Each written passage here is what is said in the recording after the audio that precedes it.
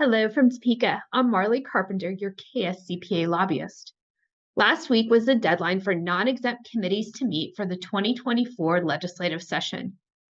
Many committee chairs churned through bills and worked quickly to wrap up their business for the year.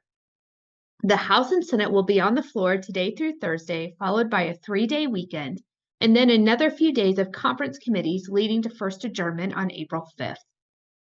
Republican leaders in the House unveiled their chamber tax plan last week after the Senate passed their single rate proposal for a second time in Senate Bill 539 on a vote of 29-11. The House Tax Committee heard and approved House Bill 2844 and is expected to debate the bill on the floor tomorrow. The House plan proposes a new two-rate tax bracket, which Governor Kelly is more likely to support over the single rate that was forwarded by the Senate. The top tier would drop from the current 5.7% to 5.65%, and the second bracket would be reduced from 5.25% to 5.2%. It would completely eliminate the bottom 3.1% rate. The bill also has a smaller fiscal note costing roughly $500 million less than the Senate bill.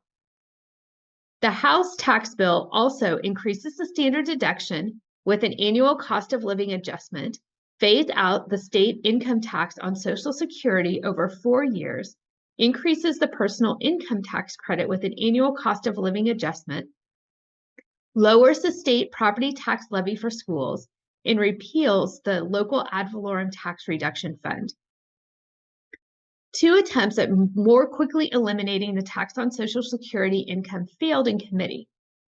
One amendment that was added restores the commercial motor vehicle registration fee to clients and counties for the purpose of maintaining local infrastructure. The committee placed the contents of House Bill 2844 into a Senate shell from last year, Senate Bill 300.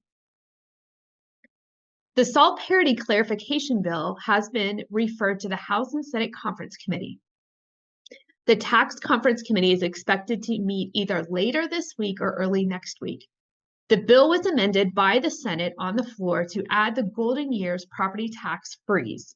The Senate Assessment and Taxation Committee held a 2-day hearings on Senate Bill 546 last week, which proposes a buy down of the corporate income tax rate by eliminating both the HPIP and PEAK programs.